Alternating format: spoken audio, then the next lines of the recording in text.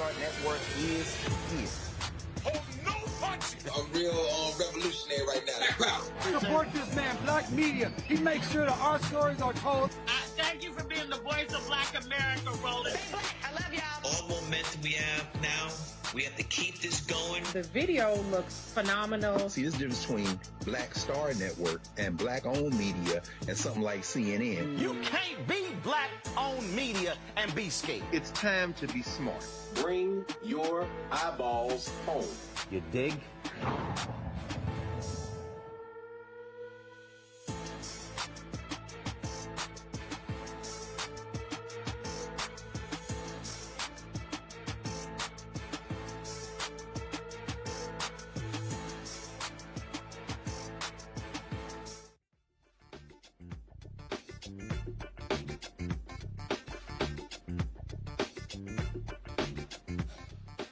Today is Thursday, March 31st, 2022. Coming up on Roland Martin Unfiltered, streaming live on the Black Star Network. There are conflicting stories about if Will Smith was asked to leave or was told to stay at the Oscars. I think the Academy lying. They playing the cover your ass game. The battle for voting rights is continuing in Florida. A federal judge permanently blocks the state's new voter suppression laws from going into effect. Not only that, he takes aim at the Supreme Court. It is a stunning 288-page ruling, folks. It's incredible what he says. Joining us is the co-founder of Black Voters Matter, Calif, Albright, who testified in this case. The Louisiana legislature overturned Governor John Bel Edwards' veto of the congressional redistricting map, the, of course, gerrymandered map. Edwards vetoed the bill because a second minority district wasn't added and ran against federal law. You see how Republicans are doing. In tonight's Where's Our Money segment, we are talking about how Black-owned businesses are not getting their fair share of federal contracts. Ron Busby, the president and CEO of the U.S. Black Chambers, Inc., will break down the numbers. California's Reparations Committee's decision, the task force, over who should qualify, who gets reparations if they're actually given, is causing a huge debate. The committee chair is back tonight to explain why folks have a problem with the decision they made in a 5-4 vote. And we knew it didn't work. Now there is specific proof that ivermectin does not lower the risk of COVID hospitalization. Infectious disease specialist Dr. First of all, Dr. Gaffney is going to give us the latest when it comes to COVID, folks. And we told y'all, so don't be listening to Joe Rogan. Talk to some real damn scientists. It's time to bring the funk. I'm Roland Martin Unfiltered on the Black Star Network. Let's go. He's got it. Whatever the biz, he's on it. Whatever it is, he's got the scoop, the fact, the find. And when it breaks, he's right on time. And it's rolling. Best believe he's knowing. Putting it down from sports to news to politics. With entertainment just for kicks, he's rolling. It's on go, roll, y'all. It's Roland Martin, yeah. Rolling with Roland now. He's funky, he's fresh, he's real, the best, you know he's Roland Martin.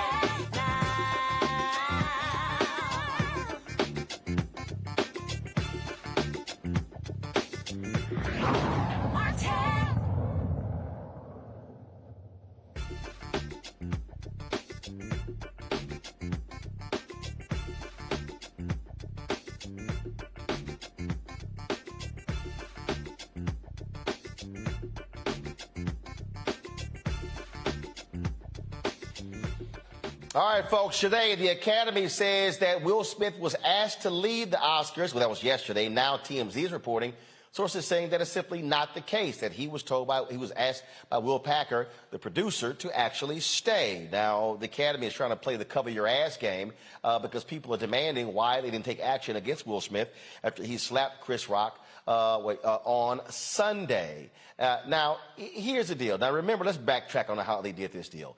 On Sunday night, they claim Academy members were sitting so far apart they had no opportunity to gather to talk about what actually happened. Then on Monday, they said, that there were discussions about whether he should leave. Now they're saying, oh, absolutely, he was asked to leave. And then now other people are saying, no, they did not. See, let me explain to y'all what's going on here. The Academy looked at public comments. They looked at what black folks were saying and white folks were saying, and they all of a sudden, oh, pretty much a significant number of people, probably say more than the majority, was that Will Smith was in the wrong. So now all of a sudden they're changing their tune. But you notice how they also want to throw in the other black guy, Will Packer, saying, Will Packer asked him to stay. Be very mindful of the games being played here, folks. All right? Be very mindful. And this was the Academy's statement. The Board of Governors today initiated disciplinary proceedings against Mr. Smith for violations of the Academy's standards of conduct, including inappropriate physical conduct, abusive or threatening behavior, and compromising the integrity of the Academy. Consistent with the Academy's standards of conduct as well as California law, Mr. Smith is being provided at least 15 days notice of a vote regarding his violations and sanctions and the opportunity to be heard beforehand by means of a written response. At the next board meeting on April 18th, the Academy may take any disciplinary actions, which may include suspension, expulsion, or other sanctions presented by the bylaws and standards of conduct.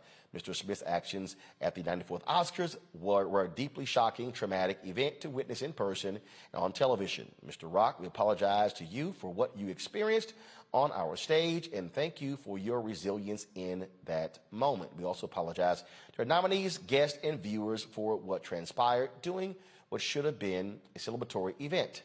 Things unfolded in a way we could not have anticipated. While we would like to clarify that Mr. Smith was asked to leave the ceremony and refused, we also recognize we could have handled the situation differently.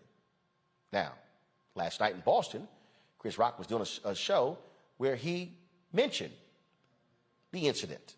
Listen.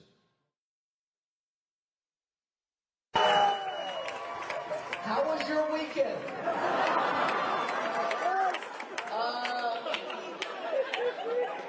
I don't have like a bunch of about what happened, so if you came to hear that, I had like a whole show I wrote before this weekend, and I'm still kind of processing what happened,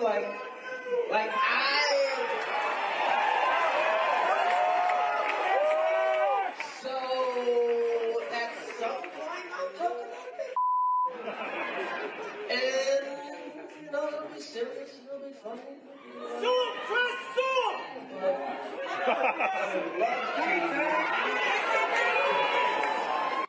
Wanda Sykes, who's one of the three co-hosts, she said that Chris Rock apologized to her, saying that it was unfortunate that what took place overshadowed the great job that she, Regina Hall, and Amy Schumer were doing. Wanda said she is still traumatized by what happened. Amy Schumer said the exact same thing. We have not actually heard anything from Regina Hall about what unfolded.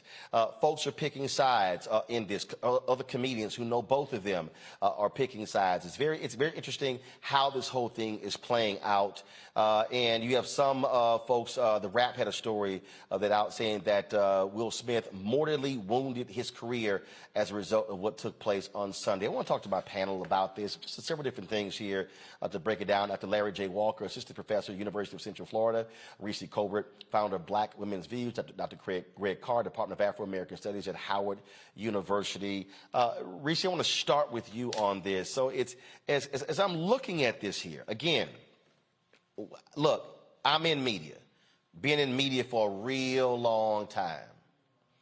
And when you break this thing down, and I need everybody to understand who's watching, y'all been there, done that, got the receipts to prove it. You don't say on Monday, we contemplated asking him to leave, but we couldn't all gather to make a decision. And then nothing happens on Tuesday. Then on Wednesday, you have a definitive statement saying he was asked to leave. If he was asked to leave and you released it on Wednesday, well, then you knew that was on Sunday. I believe this is a complete lie. I believe what they're trying to do is build up this case making Will Smith out to be this wild, crazy, losing his mind?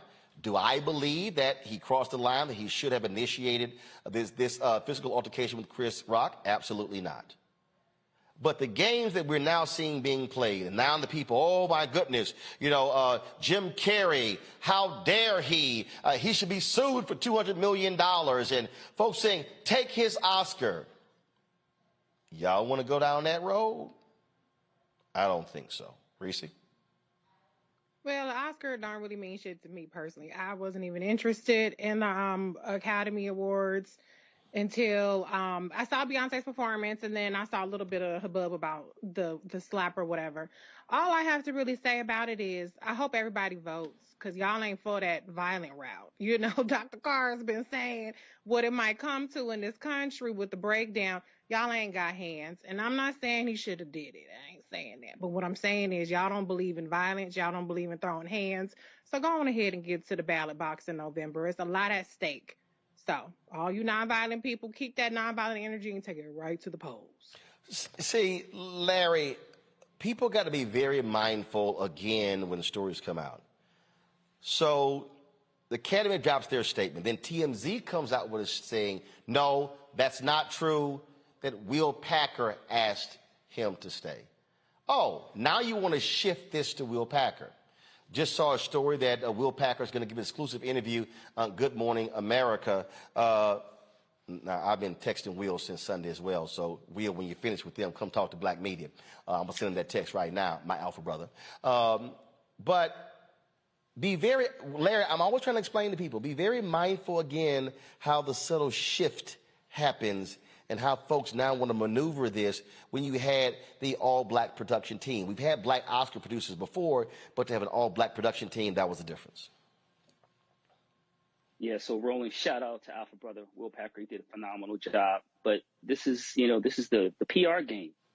So what's happening right now is they're like you said, Roland, certainly color matters. So that's shifting the blame to Brother Packer. And it wasn't like that just a few days ago. So they changed the narrative because of all the negative feedback they've gotten. Listen, I was just in the gym the other day and I heard people talking about it. People talking about it everywhere. Street corners, gyms, everywhere you go, you're hearing about it. But listen, this is all about a PR. This is a PR nightmare, obviously, for the Oscars and everyone involved. And so I'm referring to this as Slapgate. So that's essentially what we're dealing with. And seeing it happen live on television reminds me of an episode of Dynasty. But I'm glad that Brother Packer is going to give his side of the story, because we already know how this game goes, right? So he was overseeing, producing the Oscars. And so they're going to shift the blame to who's easily shift the blame to, and that's Brother Packer. So I want to say, Roland, also in terms of, Will Smith's behavior, I'm originally from Philadelphia. Questlove, shout out to him for winning the Oscar. But as a Philadelphia native, I heard people make jokes about Philadelphia and et cetera. But this is not how people from Philadelphia behave. Slapping someone on live television is not how we do things. Also want to add that as Chris Rock made the joke, I wouldn't have made the joke because I have a great deal of respect and love for black women. But he did. But, Will didn't handle it properly. It's an embarrassment, and it's also a bad look for black folks. And it's also, you see the shift to Brother Packer, who basically, when we talk about Sidney Poitier and all the other African Americans that came before him, to sacrifice for him to get to this, had this kind of platform, and to bring in black folks from HBCUs, et cetera. And now we're talking about this and not the successful job that Brother Packer and all those Wanda Sykes and those other people associated with the Oscars did. So it's a bad look for Will Smith. And also we have to add, once again, the blame game has started, and because of public opinion is shifted in one direction, and the Oscars know that. And I'm quite sure Will is gonna really, I'm interested in seeing what the repercussions are, because I think they're going to end up being severe. I'm going to say this again, and there's no disrespect. What took place on Sunday is not a bad reflection of Philadelphia. What took place on Sunday is not a bad reflection on black people. It's not a bad reflection on black entertainers. What took place on Sunday involved two people. And I think what's important, and I said this on social media, and this is why I disagreed with Craig Melvin. This is why I disagreed with Kareem Abdul-Jabbar. This is why I disagreed with others. I saw Robin Gavon's piece in the Washington Post. what I need black people in the 21st century to do, or was it the 22nd century? What I need black people to do in 2022, I need us to stop wearing the crown of white supremacy, where we parrot what they say. Oh, we do one thing, this is how they think of us. When if Alec Baldwin is acting a fool or Sean Penn, we don't go, ooh, look at all the white people.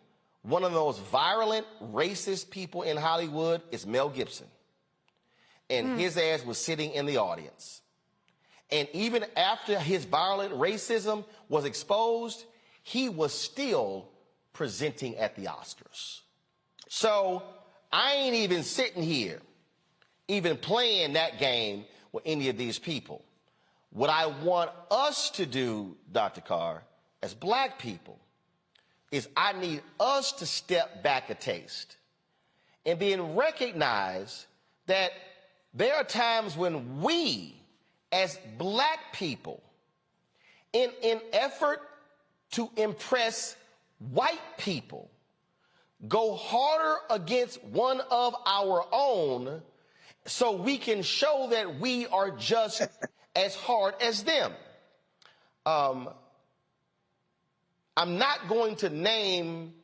No, I am. Uh-oh. When the lawsuit was filed against Black News Channel, the class action lawsuit detailing pay inequity, sexual harassment, things along those lines, someone in NABJ wanted us to write a hardcore statement against them, and it was stated that I want to go even harder because they are black. And I said, as somebody, of course, who is on the Advocacy committee and who actually wrote the statement, I said, absolutely not. What we are not going to do is write a statement that's harder against them because they're black. We are going to treat Black News Channel like we would ABC, NBC, CBS, Fox News, MSNBC, and we're going to write the statement the way we normally do. I said, but we are not going to be harder on them because they're black. That is something that as I'm seeing people talk and react, Greg, that is problematic for me, what I am seeing unfold. I agree with you 100%. The Academy, the Motion Picture Academy, is the white world. I haven't laughed this hard at nonfiction writing and commentary in my life than I have watching the pets of white institutions trying to race translate over the last 3 days. It's been hilarious. I've really enjoyed it. There were a couple pieces in the New York Times where I found, why am I laughing? And I realized, oh my God, you really are a figment of these white people's imaginations. We have our opinions on Chris Rock, on Jada Pinkett Smith, on Will Smith, and within the black community, there will be the full range of opinion. I have no interest in anything any white person has to say, because I understand what situation these black employees were in. I don't care how many millions of dollars they're in. They were in a white space. Shout out to Denzel Washington, the OG, the elder, who when the cameras went down, calmed the situation down. Talked to Chris Rock, talked to Will Smith, got over in the corner with Tyler Perry, then bent down and sat for a minute with Jada Pinkett Smith. You see, Denzel understands we are behind enemy lines here. And in all of their minds, to a brother who did not receive an Oscar on camera, but apparently they gave him an honorary Oscar at some point over the last couple of days, Samuel L. Jackson, as he told Larry Fishburne in School Days, to all of those people, y'all N-words, and you're going to be N-words forever, just like us. I don't care if you're the Fresh Prince. I don't care if you're in Training Day. I don't care whether you are in Independence Day. I don't care whether you I Am Legend or I, Robot. At the end of the day, this is the behavior that they expect. But guess what? Why do you care? What the Academy is doing right now, is trying to figure out the way to gather the forces to gather and get this Negro out the paint. But he's kind of big to do. So they are figuring the odds. As for our friend and brother, Will Packer, who has navigated those treacherous sands now for quite some time, they will try to get him up out the paint too. Wanda Sykes, Wanda, sis, Wesley Morris, New York Times, Wesley, bruh. You can't make these people love you. Mm-hmm. You can't make them love you.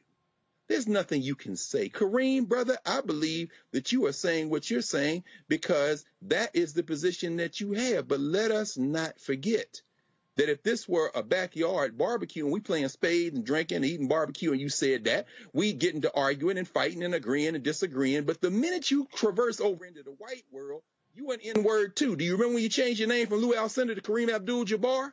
That was shortly before John Wayne threatened the Native American sister, the Lakota sister that Marlon Brando sent out there to tell him he didn't want the damn statue in 1974 after he won the best Oscar for The Godfather. And you, John Wayne, so mad, Mr. Green Beret, Mr. America Military Right, let's slaughter everybody in the world, you ready to beat this young girl up. Don't nobody give a damn about the Academy Awards. They're trying to figure out how to get Will Smith up out the paint, and he's too big to move. So they're going to keep gathering their troops. That's what we're watching happen in real time. And black people, shut your damn mouth, except you employees, which means as soon as y'all got talking, we should hit the mute button anyway, because I'm with you. Y'all trying to please somebody who can never be pleased. Final comment I'm going to make on this before I go to my next story, and I know some of y'all say, and I have purposely, you know what, let me before I make the comment, because I need to set this up properly so people can understand. And that is this here. It is very easy. It's very easy. I could have very easily dedicated damn near every show this week to what took place on Sunday with Will Smith and Chris Rock. The deconstruction that we did on Monday, we posted that separate video on Tuesday. As I check right now, that video has gotten 946,000 views since we posted it. It'll be at 1 million by 10 p.m. tonight. I have received emails from black men, from black women, from white people, thanking us for the type of conversation that we had on Monday. Having professionals like Robin May and Dr. Jeff Gardier, and having the perspectives of Avis Jones DeWeaver, having Omokongo Dibinga, having Dr. Julian Malvo on the show. And also for folks saying, Roland, thank you for not throwing Will under the bus and throwing Chris under the bus, but also being willing to hold them accountable. And I'm gonna say this, and it's just understand. I've communicated with both men this week. And this is what I said, and this is not, and I'm doing this for a reason. And I very rarely share with you the celebrities that I text. But I said to both of them, just checking on you. Because black men need to check on each other. I am not on Team Will or Team Chris. I'm with Will and Chris. We make a mistake when we play the games that they are playing, wanting us to pick. Are you with Chris? Are you with Will?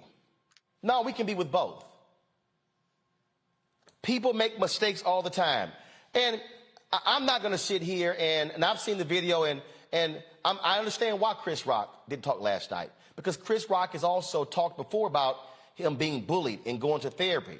And I'm quite sure that situation was traumatic for him because it was a flashback. But his children were also watching. And how he handled it showed how a man is to handle certain things when they come your way. He could have been rolling around that stage. But what I want everybody watching right now and listening to understand is what we cannot do is lose sight of the battles that we are currently in. I cannot listen to people talk about how traumatized they are because of what they saw on Sunday when Will Smith walked up, when we still continue on this show videos of police rolling up on black people in unmarked cars, shooting them in their driveways, killing them, and then those folks and their families having funerals. And you dare say to me that somehow you are more traumatized by what happened with Will Smith and Chris Rock than that? When the study comes out and they show us that when the people heard about COVID and how it had a disproportionate impact on people of color, how they gave less of a damn about COVID when they found out it hurt black people and brown people more than anybody else. Preach. I cannot sit here and listen to people talk about how, oh my God, what do we tell our kids about this when none of you stepped out there and protested when the Senate did not move on the George Floyd Justice Act after you witnessed what happened to George Floyd in 2020 and you were silent? I'm just as traumatized as the video of the young black boy who was fishing and a white man came out and cussed him out and demanded to see his license and began to say, you don't belong here. And the young brother said, I live in this neighborhood. Don't tell me you are so traumatized by what happened on Sunday, yet you are silent by what happens to black people on a daily basis. I simply cannot accept that. Just like I do not want to hear you talk about the atrocities in the Ukraine and how we must stand with them, and you've said nothing about South Sudan, nothing about Ethiopia, nothing about Nigeria, nothing about Cameroon. So what I'm saying to black folks, don't you fall for the okie doke and have folk play you to cause you to trash Will or Chris in an effort to help them do the same. Brother can make a mistake, but a brother can redeem himself. Brother can do something and can come back stronger than he was before. But we better be very careful when we allow ourselves to be played by other folk for their interest who never gave a damn about us in the first place. When we come back, we're going to talk about voting rights in Florida. We'll talk with Cliff Albright, co-founder of Black Voters Matter. You're watching Roland Martin Unfiltered on the Black Star Network.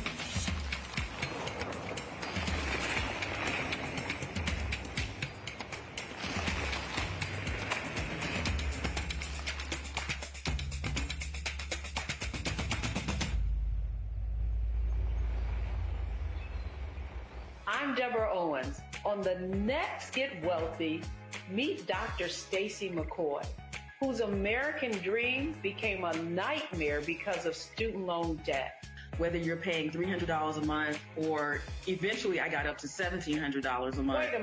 Wait a minute. Hold that for just a minute. You were paying $1,700 a month on your student loan? Yes, and I know other people who are paying more than that. Learn the one piece of advice that made all of it go away. Right here on Get Wealthy on Black Star Network.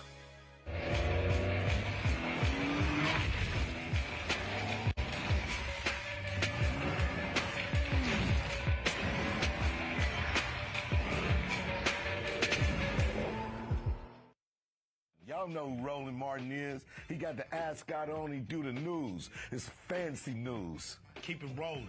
Right here. Rolling. Roland Martin. Right now. You are watching Roland Martin, unfiltered.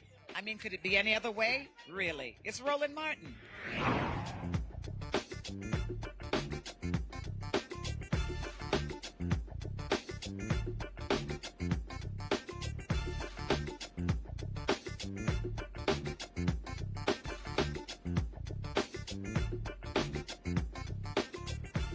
All right, folks, the continued fight against voter suppression rages in the country, in courtrooms across the country, folks.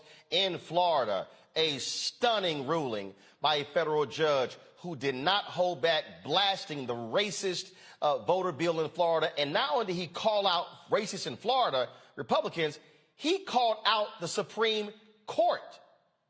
Yes, folks, this case is absolutely shocking. Now, so here's the deal.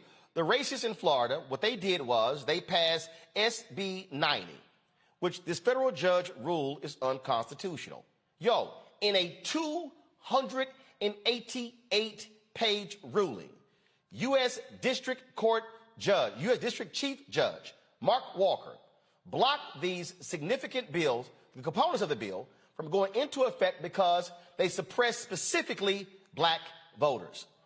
He said, quote, a requirement that third-party voter registration drives include warnings such as telling voters their registrations might not be done in time to vote. That's in the bill, y'all. New limits on ballot drop boxes, a new law criminalizing the act of helping voters waiting in line to vote. Y'all, they actually passed that, okay, which includes snacks. Florida Governor Ron DeSantis signed the bill into law earlier this year. Yet this judge ripped it to shreds. I'm going to read some of the things that he said, but first I'm going to bring in Calif, Albright, co-founder of Black Voters Matter, joining us from Atlanta. Calif actually was one of the witnesses who testified in this case. Calif, going through this, I have seen some cold-blooded, hardcore words from federal judges in some rulings. This judge did not hold back against Florida. Hey, Roland, good to see you. No, you're absolutely right. This judge did not hold back at all.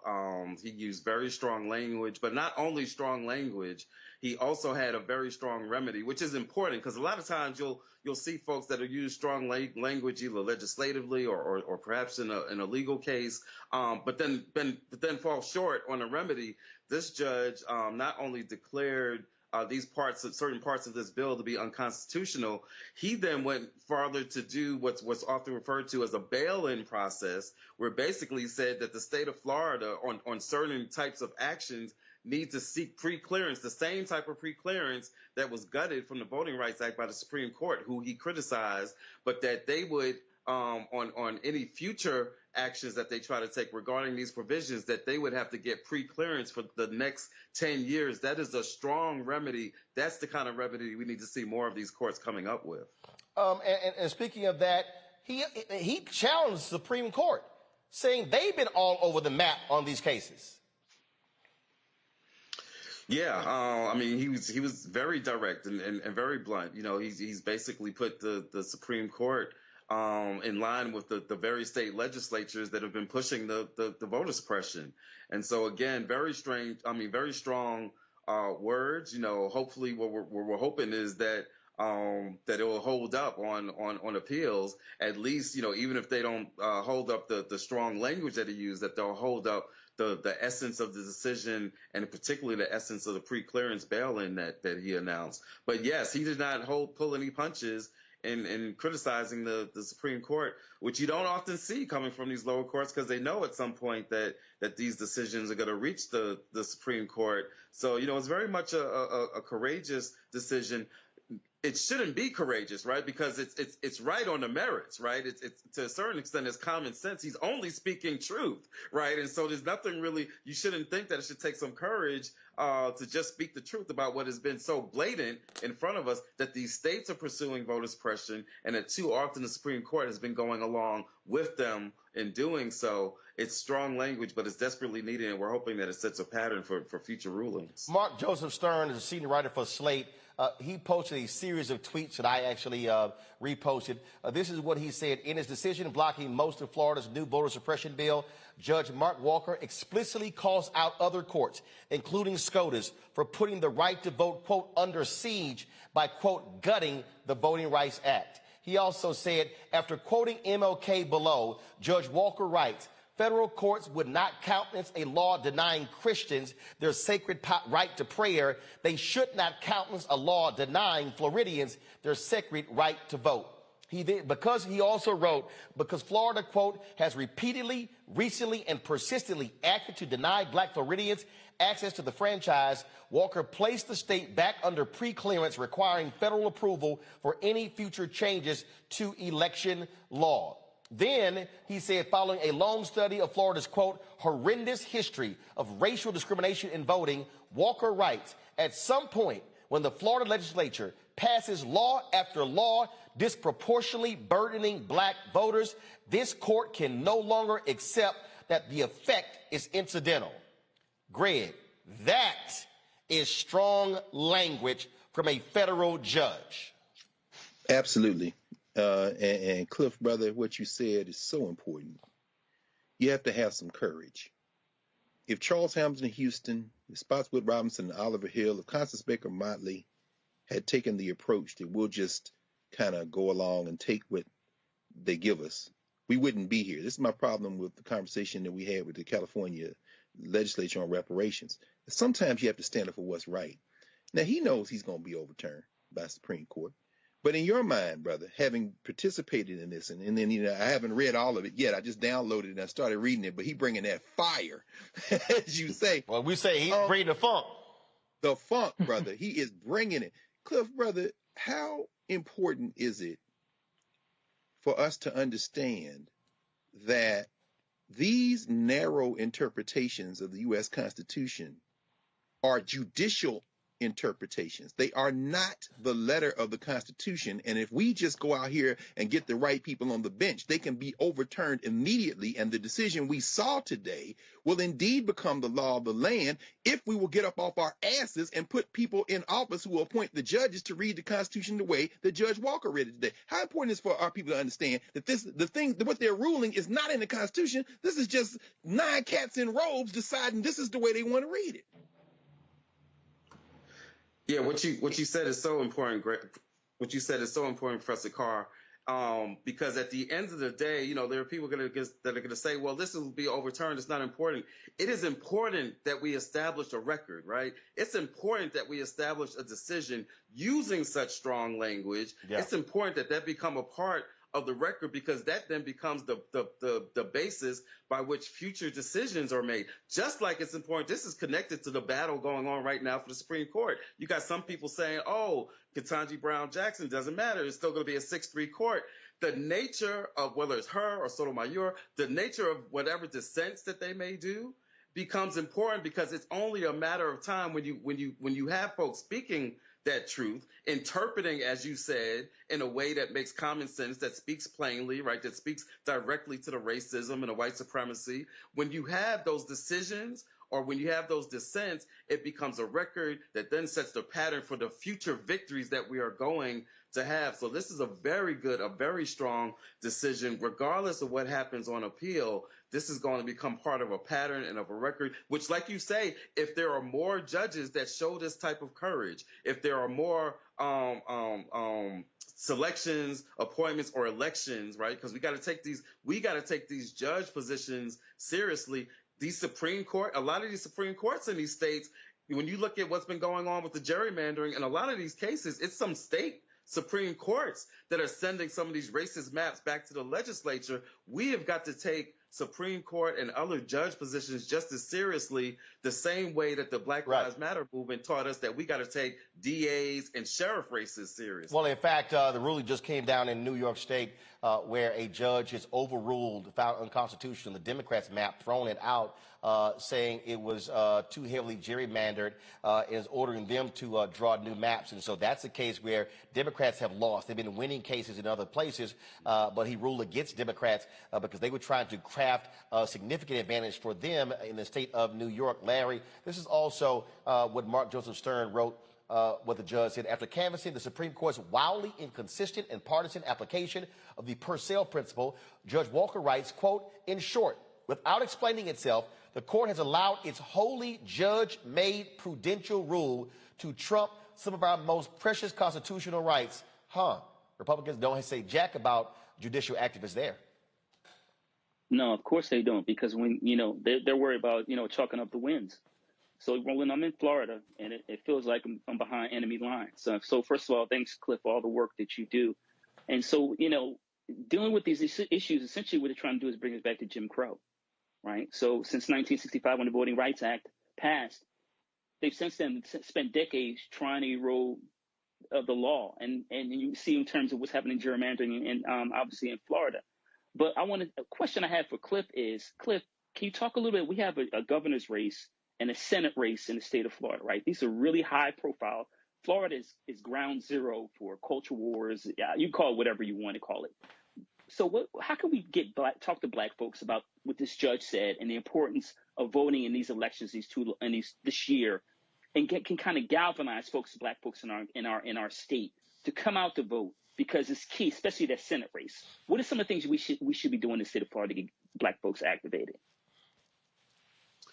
Yeah, I mean, thank you for the question. It's been our philosophy that Black Voters Matter, and for years, even before we formed the organization, I'm talking about me and my dear friend, Sister Latasha Brown, that we got to speak to our folks about our issues, right? If you look at our shirts, our hoodies or whatever, we always have this saying on the back of them that says, it's about us. We got to speak clearly to the issues that we know our communities care about. And so whether you're talking about the governor's race, we got to talk about like what it is that this governor has been doing, in terms of our schools, in terms of teaching about our history, in terms of COVID, which, as Roland was just talking about, the racial disparities in terms of COVID, which is not over. It is still impacting our communities disproportionately, both in terms of health, but also in terms of the economic impact. We got to have those discussions with our folks so that we are crystal clear about why that governor's position matters, about why this Senate position matters, about what it is that we could get done in the Senate if we actually had 2 more seats, right? One which could be from Florida, another one that could be from someplace like, I don't know, Wisconsin or Ohio or Pennsylvania.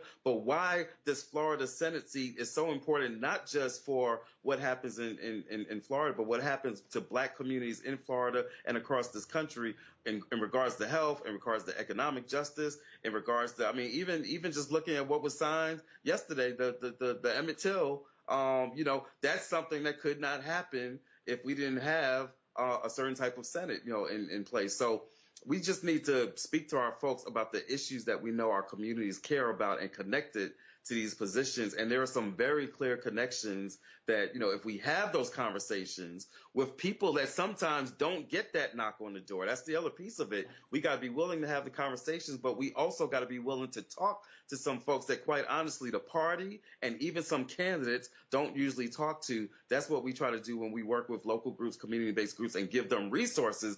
Folks in Florida know how to get it done. They need to have the resources in order to do so and have these conversations with our community. And hey, Reese, and just so folk out there wondering how we feel about voting here at Roland Martin Unfiltered, I'm gonna show y'all this here. Y'all go to my iPhone.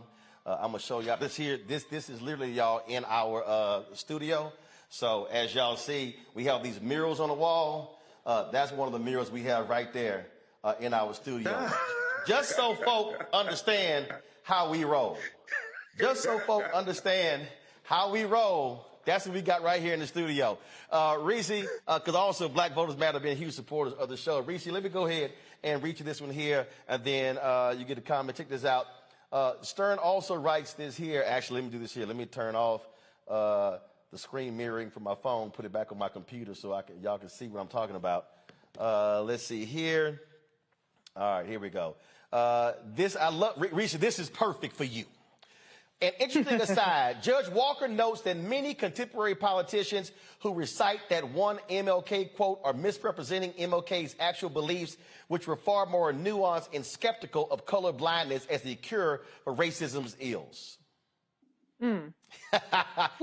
Well, we know for a fact that Ron DeSantis is very much attuned to his discriminatory practices towards black voters because he has an abhorrent history in recent history, actually just last year. And for instance, holding open the congressional seat that was held by the late, great Alcee Hastings to deny representation for almost a year, 9 months or so. Then there were also 3 black elected officials who resigned from their positions to run for that seat, who he refused to hold special elections for, essentially denying representation for those districts until the very last week or a couple of weeks left in the legislative session for this year. So he is absolutely, with laser-like precision, targeting black voters. He is leaving no stone unturned. It's not even just about targeting them for voter registration or actual voting. It's about completely denying them representation altogether.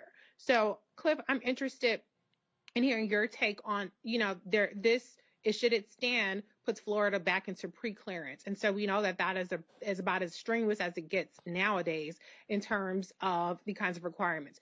Do you see that kind of pre-clearance requirement preventing Ron DeSantis from pulling the kinds of disgusting tactics that he used to deny representation from, largely black districts ever again?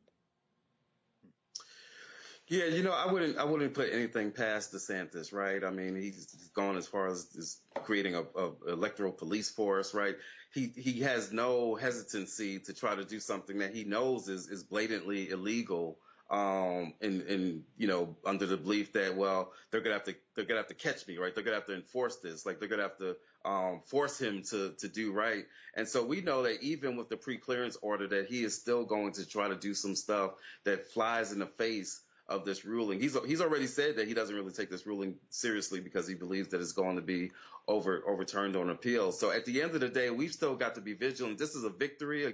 This is a clear victory. It's strong language. It's going to be precedent for the future, but we've still got to be vigilant. We still got to know that this governor and all of his minions are still going to try to do what they do squarely to attack black voting. We got to keep in mind that all of this stuff that they're trying to do in Florida, in spite of the fact that Trump had still won the state, is squarely aimed at black voters because they see the trends. They see that with our increasing power. They see the way that we came out and used the vote by mail process that traditionally Republicans had used to their benefit. They see that we used it and wound up getting more votes through that than what they usually are able to get.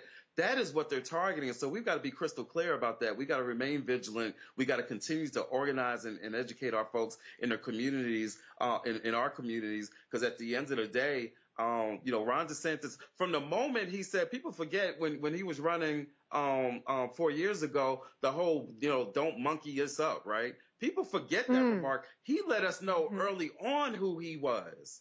And everything that he's done for the past 4 years has been consistent with the racism that he showed in the midst of that campaign. So we got to be clear about who it is and what it is that we're up against. But I remain confident that as long as we do our work, as long as we plan our work and work the plan and talk to our folks and get our folks to believe that we got power, which we do, we can defeat this white supremacy that DeSantis is pushing in Florida, and we can shock the country. All right, Cliff Albright, co-founder of Black Voters Matter. We appreciate it, man. Thanks a lot. Thank you. All right, folks, going to a quick break. We come back. We're going to talk about the California Reparations Task Force, a very contentious vote to determine who would qualify for reparations. We'll talk to the task force chair when we come back right here on Roland Martin Unfiltered on the Black Star Network. Don't forget to support us in what we do. Download the Black Star Network app, iPhone, Android phone, Android TV, Apple TV, Roku, Amazon Fire TV, Xbox One, Samsung Smart TV. Also, your resources matter to us, so please join our Bring the Funk fan club. Our goal is to get 20,000 of our fans contributing at least $50 a year, $4.19 a month, 13 cents a day. You can do so. Check or money order to P.O. Box 571. 77196, Washington, D.C. 20037. Cash App, $RM Unfiltered. PayPal is R Martin Unfiltered. Venmo is RM Unfiltered. Zelle is Roland at RolandSMartin.com. And please be mindful. If you're going to use Cash App, please, I want you to be very careful. Please use $RM Unfiltered. Why is that important, folks? Because one of our members sent a payment to this. This is a fraudulent Cash App. There are people who literally are thieving. There are thieves out there in Cash App. Remember, we busted 4 of them last year. This is a fraudulent Cash App right here. We do not have 2 D's at the end of our name. We've already reported them to Cash App and Square. This also is a fraudulent Cash App as well. What they've done here, you see, is do a filtered with 2 E's and no D. So we busted both of them. We reported them. I want you to go to Cash App and report both of them as well. So be mindful. Our Cash App is real simple. Our Cash App is real simple, folks. You see it at Cash App right there. $RM Unfiltered. You see it right here. This is the code. Matter of fact, I'm going to help you out. You can just hold your phone up to right there to the QR code. It'll take you right there, but it's $RM Unfiltered. That's our actual Cash App. And so, again, we busted 4 of these thieves last year. We shut those accounts down. We are riding Cash App and Square right now to shut these 2 frauds down as well. I'll be right back.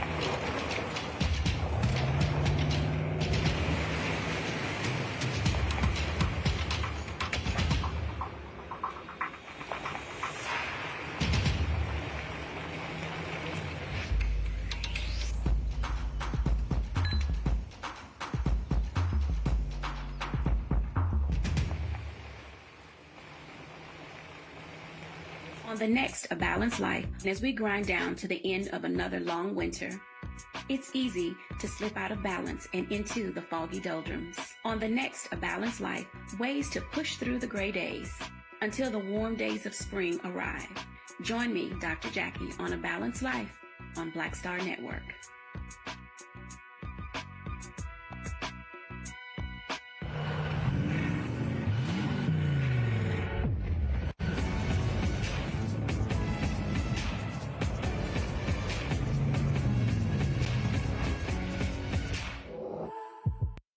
I'm Amber Stevens-West. Yo, what up, y'all? This is Jay Ellis, and you're watching Roland Martin Unfiltered.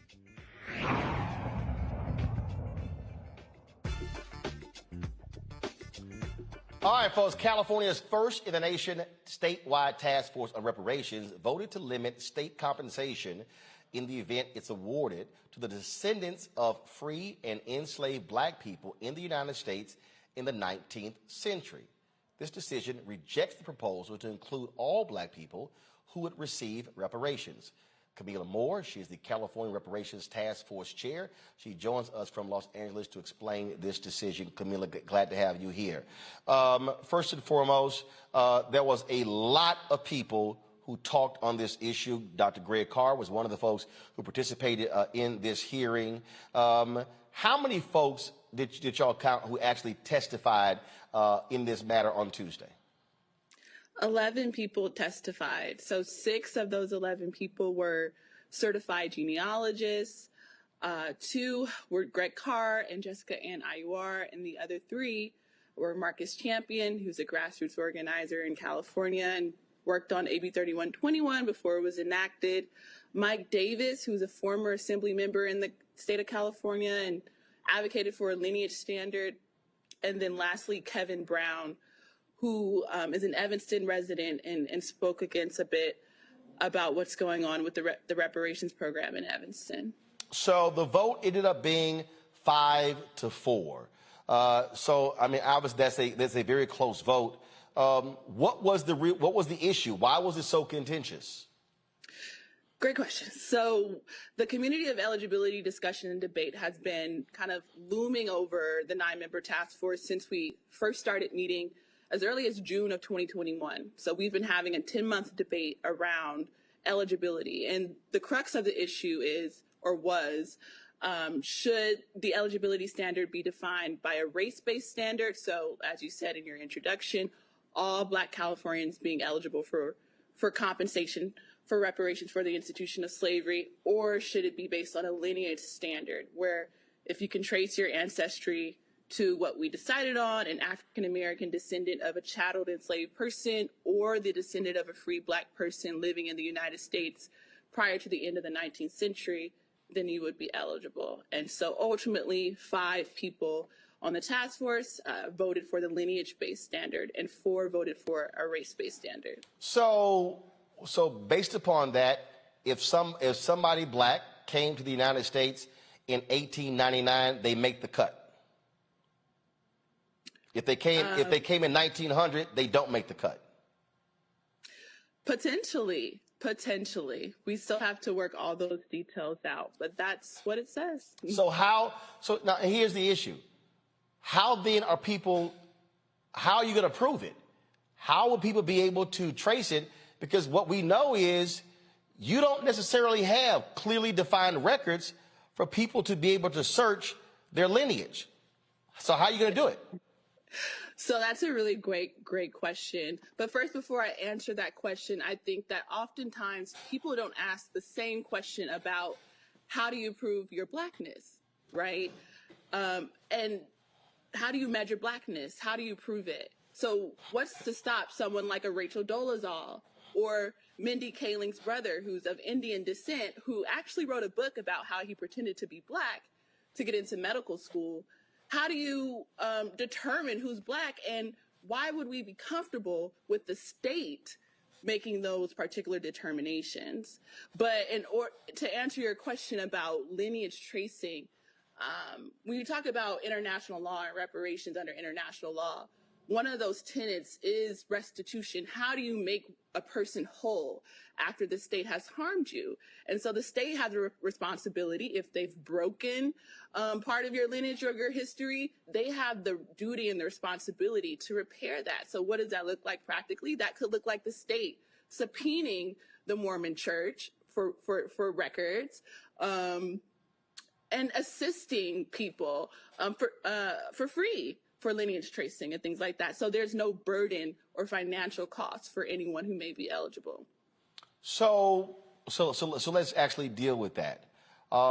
If that is the standard, I mean, so what is it? DNA? I mean, exactly what is it? So what then happens? Could you potentially have white folks saying, "I've got Black lineage, I qualify"? That potentially could happen, but I want people to be clear that that same scenario could be happening under a race-based standard, because race is a self-selecting category. Anyone can pick or select Black or African American on the census records. And there's an example of that. For instance, Native Americans are going through this right now, where there's, as we know, not many Native Americans in this country, but in the 2020 census, they were overcounted because other people who are not really Native American are clicking or checking Native American on the box. So it's a really complex issue. I mean, obviously he is. And first of all, you got a variety of things going here. The state still has to decide if they're actually going to do this. And so you're laying out a standard here. But I do want to ask this. This is very interesting. So if we're talking about lineage, if we're using slavery, California didn't become a state until 1850. California wasn't a state for very long before slavery ended. And so you realistically could have more Black people who suffered under Jim Crow in California for longer than the number of black people who were actually in California before 1900.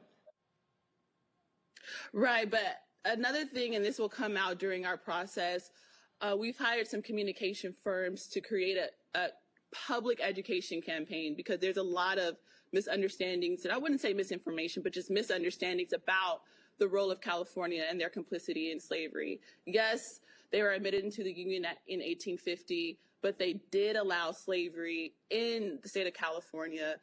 There's people like Robert Perkins, who was brought by his white slave owner to California during the gold rush as a slave. And there's many other people who were in that particular situation. But then also, 2 years after the state of California was admitted to the Union, they enacted a Fugitive Slave Act. So in the event that, free black people escaped to California expecting freedom, when that statute was enacted, that, was one of the many ways that California was complicit in maintaining slavery, because if you were caught after that statute was enacted, you would be deported back to the southern states to be a slave. Greg Carr, you spoke before the committee. Share with people what was your perspective on this, and where did you side on the 5-4? Were you with the 5 or with the 4? I had to agree with Dean Chemerinsky, who testified last month. And thank you for joining us, Sister Moore, Chair Moore. You have an impossible task, of course. And I said as much, and I think that I echo everything Dean Chemerinsky said. If it's between race and lineage, of course you have to pick lineage as a matter of law. We know that. Even though we know the legal challenge is going to say that lineage is a proxy for race, and they're going to be right back where we started from. Chemerinsky said that too. I mean, he said it's under-inclusive from jump.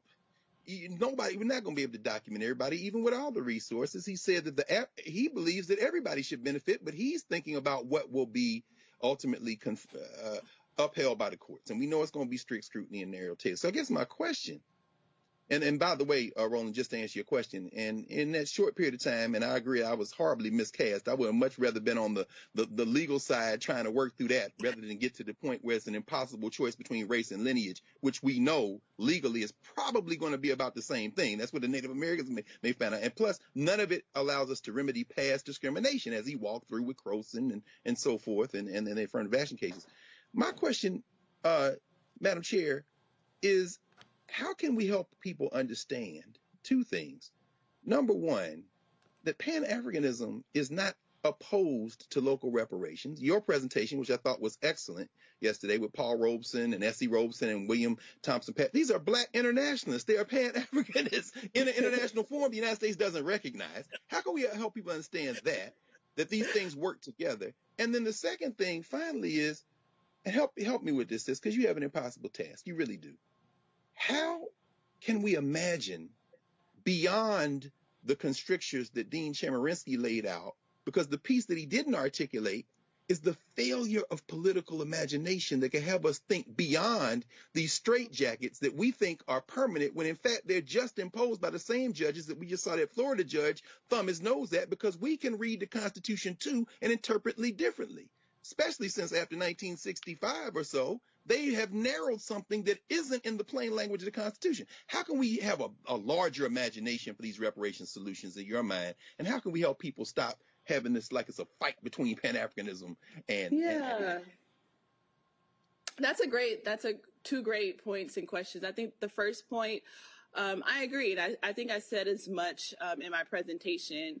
Pan-Africanism and local reparations or lineage-based reparations are not, they're not mutually exclusive. You can be a Pan-Africanist and be pro-local or lineage-based reparations. And I brought up Queen Mother Audley Moore as a historical example of that. She was a self-professed Pan-Africanist, but she also coined the term descendants of American slavery. She had an organization that she founded in California called, United States Citizens of Slave Descendants, right? And so she is a perfect or prime example of how you can hold, solidarity with, all African people or people of African descent and all oppressed groups, really, while also maintaining the sacred political project that is reparation for the institution of slavery in these United States. In terms of political imagination, I do agree with you. to a certain extent. And, you know, there's so much that I could probably say about that. I don't have enough time to really elaborate, but I'm all for, you know, just connecting the dots. Particularly, there's Black Alliance for Just Immigration. Let's connect. Let's connect with CARICOM. Let's connect with African Union. Let's all connect. Yes. Because I do believe in Black internationalism as well. Yes. Reese? Thank you, Madam Chair. That is a critical point. Thank you. Thank you for that. Reese? I'm just curious. Yeah, I'm just curious to hear because, you know, it seems like how you determine eligibility of a specific artifacts or whatever documentation that's going to be required hasn't been determined yet. Is there any consideration of maybe reexamining the eligibility if it becomes clear that it's going to narrow the pool so narrowly that reparations just essentially becomes a rhetorical victory as opposed to real restoration being implemented in the state of California? Yeah, absolutely. So we're a 9-member task force, and at any point where we want to reevaluate, we definitely could do that. Mm-hmm. Larry? Yeah, Chairperson Moore, thank you for all your work and everything you're doing. And I want to connect, two issues that I think are important. So I know the state made the decision about returning Beachland, Manhattan Beach, into a Black family historically been taken away. And now the reparations, importance of reparations, now you leading the committee. Can you talk about what's happening in the state of California at the grassroots level? Because we aren't seeing a lot of this in other states. Because I think that question is important in terms of utilizing what's happening in the state of California as a template for other Black folks in other states. Oh, yeah, that's a great question. Thank you for bringing up the Bruce Beach example. So, for instance, the Bruce family, they had historic beachfront property, a hotel front in Manhattan Beach, California, but it was taken away by the state via eminent domain. And so the descendants of the Bruces, and I believe they used genealogical evidence to prove that, they were able to work with LA County to get their property restored. And so, yeah, now they are the rightful owners again of that particular property. But in terms of your question about grassroots activists, so I'll just name some organizations. So there's a Coalition for a Just and Equitable California that's led by Chris Lotson and Tiffany Quarles and Kim Mims and some other people who have worked on AB 3121 since it was just a bill with Secretary Weber, along with the National Assembly for American Slavery Descendants, led by people like Chad Brown, Friday Jones, Marcus Champion, Lori, there's so many people. And yeah, they've been working in concert for over 2 years to get bills passed through the legislature like AB 3121, which created the task force. And then also what's coming along the pipe from them is AB 1604, which just passed the Judiciary Committee in California. And that would require ethnic data disaggregation amongst African or Black racial groups, particularly for state boards and commissions. But I think the idea is to extrapolate that and broaden it out for the entire state of California, similar to what Asian American Pacific Islander communities have done, particularly in New York and other states, to push for data disaggregation, because there's an understanding as the society becomes more multicultural, we all share similar problems, but we also have distinct needs. And if that data isn't shown or reflected, people are rendered invisible and they can't really get the particular and tailored needs that they want. And so, yeah, there's people on the grassroots fighting for reparations and data disaggregation every single day. All right, then. Well, look, we certainly appreciate your work. There's a whole lot more to do. Thank you for explaining that. And you're right, having the right information is kind of important. A lot of people get really emotional and folk don't read. And so our goal is to be able to make sure they have correct information from various folks. Camila Moore, thanks a lot. Thank you. Always a pleasure. All right, folks. Coming up next, our Where's Our Money segment. Black businesses are not even getting 2% of all federal contracts. Do y'all understand the billions upon billions upon billions of dollars, taxpayer dollars, your money, we are not getting? That was a reparations conversation. I'm talking about the money being spent right now. We're going to break that down next on Roland Martin Unfiltered, right here on the Black Star Network.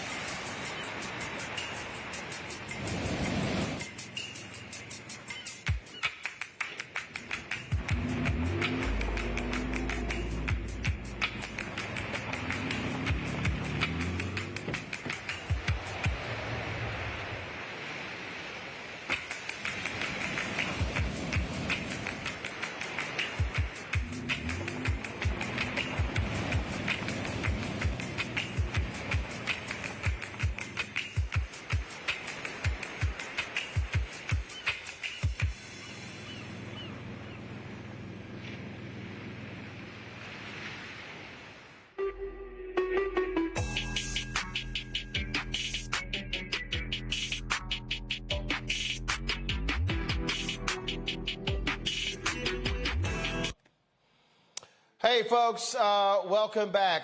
Patrol Grooming, of course, is a men's grooming company that delivers on this promise every day to men everywhere. Everything we do, every product we make is designed to help you to present your best self. Now, y'all see me. I'm sitting here wearing a suit today, but clean shaven. This is the video from this morning as I was using Patrol Grooming's products. You can actually see it right there. Folks, it's a promise they have kept since 1991 when they first introduced the Bump Control brand, the #1 men's product for a smooth, bump-free shave and silky skin. Millions of customers count on their exceptional skincare products, which can be found at more than 30,000 retail stores in more than 50 countries around the world. Now you can have exceptional beard and skincare products that are as unique as you are. Brothers, as we prepare to head back out into the world as COVID restrictions are being lifted, it's time to be smooth and clean. Y'all know how we do. You know, that shaggy look, it got to go. Visit www.patrolgrooming.com to order a Patrol Grooming box and use this discount code, #Roland30, #ROLAND30 for a 30% discount at checkout. And we certainly appreciate Patrol Grooming being a partner with us here at Roland Martin Unfiltered on the Black Star Network. Pull up a chair, take your seat. The Black Tape with me, Dr. Greg Carr, here on the Black Star Network. Every week, we'll take a deeper dive into the world we're living in. Join the conversation only on the Black Star Network. We're all impacted by the culture, whether we know it or not. From politics to music and entertainment, it's a huge part of our lives, and we're going to talk about it every day right here on The Culture with me, Faraji Muhammad, only on the Black Star Network. Hi, I'm Vivian Green. Hey everybody, this is your man Fred Hammond, and you're watching Roland Martin, my man, Unfiltered.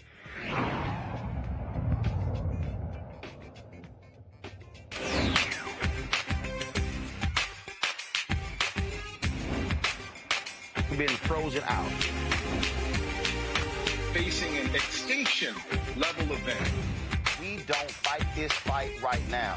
You're not going to have black-owned media.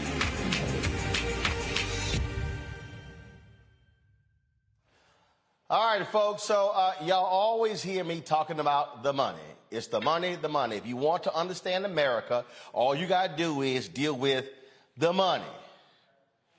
If you ain't talking about money, you ain't talking about America. And so you've heard me talk about the black-owned advertising contracts, how we are not receiving those dollars. The GAO, the General Accounting Office study that Congresswoman Eleanor Holmes Norton commissioned showed in 2018, over a 5-year period, black-owned businesses, black-owned media companies received $51 million out of $1 billion. Folks, 1%. That's what we got, $51 million. Okay? Now, you might say, okay, fine, Roland, that's black-owned media. It has to be a lot more in the rest of the federal government. Yeah, 0.67 more. Out of the billions spent in the federal government, and when we say billions spent in federal government, that means taxpayer dollars, your dollars, you are only getting 1.67% of all federal contracts. Joining us right now is Ron Busby, CEO, U.S. Black Chambers, Inc. Ron, let people, how much money are we talking about? How many billions are we talking about here? Great question, Roland. And it was a great segue to what you just discussed in reference to reparations, because we understand that this is a time to talk about an economic conversation. And so up until last year, we had never really known what the government was spending with black firms. You always heard the conversation about minority firms and minority spend. And so last year, the U.S. Black Chamber really challenged the Biden administration to say we were looking for three things. The first one being intentionality. We understood that the minority programs were really being benefited by white women, and we wanted to know what the real spin was for black folks. The whole top site right there. So somebody's watching right now saying, hold up, how are you going to have women in the minority category? I'm going to use an example. When I was at the Chicago Defender, they were spending about $190 million rebuilding the Dan Ryan Expressway. And we were at the House of Hope, Reverend James Meeks, and he had the Illinois Black Caucus there, and I was there covering it. And they were presenting and they were showing all the numbers, and they were talking about, oh, here's our minority spend. And so I'm sitting there and I go, I got a question. They showed women, blacks, Latinos, Native Americans, Pacific Islanders, and other. And I sat there and I said, the women category. I said, if you're a black woman, which category are you in? The women category or the black category? And the guy said, well, you're in the black category. Okay. And so if you're Latina, are you in the women category or are you in the Hispanic category? He said, well, you in the Hispanic category. I said, so if you Native American or Pacific Islander or other, which he said, well, you're an Asian. I said, so really that W should be WW. White women. Yeah. And what people need to understand, since affirmative action was put in place, Arthur Fletcher under President Richard Nixon, there's been no group that has benefited more from MWBE programs, minority/women business owners, which really should be minority/WW for white women business owners. No group has benefited from affirmative action programs, MWBE programs, more than white women. You're absolutely Now you can continue. Last year, we challenged the Biden administration, and for the first time, many of us saw him go to Tulsa, Oklahoma, go to the site of the massacre at Tulsa, where we called Black Wall Street. And for the first time, he disaggregated the numbers. And as you spoke earlier, we saw that represented 1.67% of the actual spend went to black firms. What that represents, Roland, is about $9.63 billion of the entire $560 billion in total federal contracting dollars, which represents, again, as we say, 1.67%. Now, also, you must understand that we have about 9% of the certified businesses, meaning businesses that can do business with the federal government. We represent about 9% of those, but yet we're only getting less than 2%. So our goal is to say, well, how can we get to 1.67% to, let's say, 4%? We heard the president say, hey, he wanted to increase minority spend from 5% to 11% this year, and ultimately 15%. So hold on. Hold on. So before you go forward again, so I want people to see this here, y'all. So y'all see right here. So because I'm all about damn percentages. I want numbers. So the federal government matter of fact, the federal government spends $560 billion total in federal contracting. So out of $560 billion, black people are getting $9.366 billion, right? Okay, now, I'm gonna put a pin here because, see, right now, this is where I'm about to smack all you dumbass black people who fell for the okie doke with Donald Trump's platinum plan.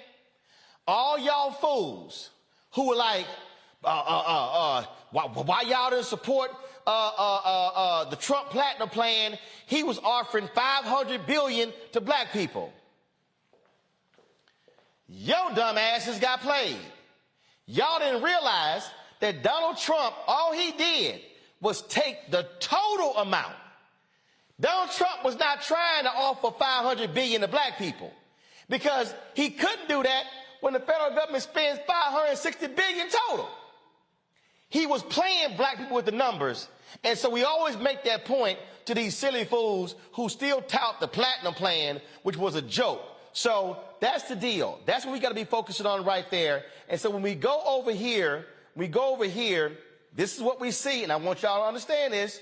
$7 billion for Asian Pacific American owned, $9 billion for subcontinent Asian American owned small, black owned small, $9 billion, Hispanic owned small, $10 billion, Native American owned small is $15 billion, other minority owned small is $3 billion. So Ron, what is other small business $88 billion? What is that? A very unique category that Native American Alaskans have called the Native American Alaskan 8A program. So there's another slide that we're going to showcase. But for black businesses that do business with the federal government, there was a program that was really created for minority firms called the 8A program. It was a great program in the original stages. It's created by the Republican Party. It was for underutilized, underserved communities that you could get registered, you could get certified, and do business with the federal government. Very difficult to get in. The challenge is most of the contracts that black businesses could apply for fall up under the sole source arrangement. Under the sole source arrangement, the largest contract that you can get is a $4 million contract. The Native Americans, on the other hand, and I heard you just mentioning this in the previous conversation, they can get up to a $100 million contract. Whoa, hold up. I want you to repeat that. There you go. How much? What's our maximum? Our maximum is $4 million for a sole source contract. That means I go to a hospital, or let's say we're talking about this new infrastructure. So we're going to build bridges and highways and stations. You can't build a bridge for $4 million. The total contract that I can be awarded is a $4 million contract, and I can only have it up till 9 years that I can be in the program, the 8A program. For the Native Americans, they can be in it for perpetuity. We were just talking about being able to trace your heritage. If I can say that my great-great-grandfather was Native American or lived in Alaska, then I can consider myself Native American, which allows me to get into a program that my great-great-great-grandchildren can now benefit from, never having to reapply for the particular program or for the contracts that they get awarded. So you Native American, once you in, you in. You in. Okay. And so we're saying, how can we create generational wealth in a 9-year span? It just cannot. First of all, in a 9-year span when it's capped at $4 million. At $4 million. Okay, so let's do this here. Go back to the last slide, y'all, because I think it's important for us to do this because people need to understand. So it says not a small business, $420 billion. We learned this during the whole PPP thing, Ron, that in the United States, a small business is categorized as less than 500 employees? Correct. So it's a lot of large businesses running around, and we saw with the restaurants. The chain restaurants broke it down to individual locations to qualify for PPP loans. So we're talking about, again, so people understand how the numbers work. When you hear the phrase, let's help small businesses in America, really, they're talking about folks from 499 employees on down. Black-owned businesses, look, pre-COVID, there were 2.6 million black-owned businesses, 2.5 million had one employee. So since COVID, those numbers have been updated, but the percentages are about the same. We're down to about 900,000 black. Now, before I go back to the other slide, I need you also to explain to people in this not a small business category. Now, y'all listen, like we teaching y'all this Civics 101, your government money. Not a small business got $420 billion out of the $560 billion. Now, what y'all don't realize is, under Republican presidents, they bundle the contracts, meaning they can only, if you one of these folk, you can only qualify for the projects because you can't afford the investment, the bonding, and everything else. Obama-Biden, they unbundle the contracts to allow for minority businesses to compete. Trump came in, then bundled them back. Ron, are we seeing Biden-Harris unbundling these contracts to allow for minorities to compete? We're seeing some of that, and you'll see us doing more advocating on that behalf as we really start to look at this infrastructure opportunities. We had a meeting yesterday or this week with HUD. They are very intentional because we're looking for three things. The first one being the intentionality, what we're speaking about. The second one is the transparency, which we now actually see. And then the third piece is the accountability, because as you stated, many of the large contracts go to large government contractors, and they say we're going to subcontract to minority firms, but we see very little of that actually happening to black firms. What we have here is to say, okay, well, I know that my good friends here want to talk about government contracts, and you'll see that the majority of the firms are getting sole source contracts, but for black firms, the largest contract we can get under a sole source relationship is a $4 million contract, which isn't going to cut it in these new opportunities that are being discussed and implemented across. So with that point, and the reason it's important, y'all, and I keep telling y'all, all these other folk who claiming they media, they ain't having these conversations. So that's why you need to understand who's real and who's not. So Ron, what should our marching orders be? Because if you're sitting here with the 8A contracts, that's right here, and you're seeing, first of all, before I go to that question, just hold that question. Explain the chart here. I see other 8A awards, I see sole source, then I see set aside. Explain those three for the people who are watching. Great question. So I'm a former 8A contractor. It's a great program.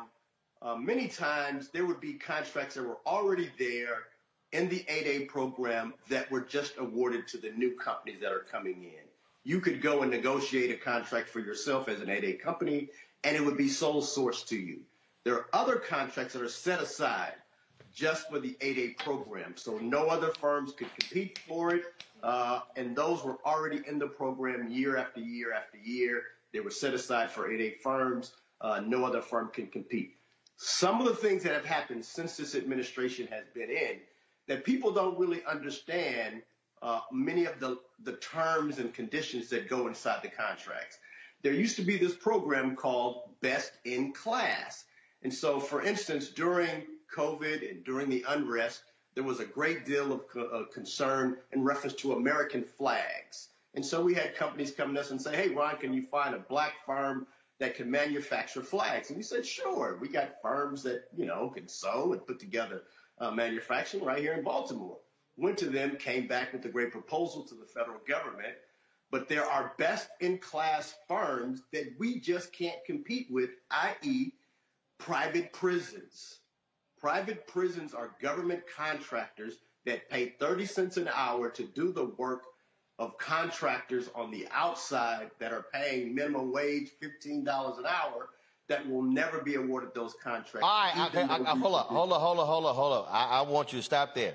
I want you to repeat that. So I need everybody listening to what Ron just said. Black-owned businesses. Listen to everybody, listen to me.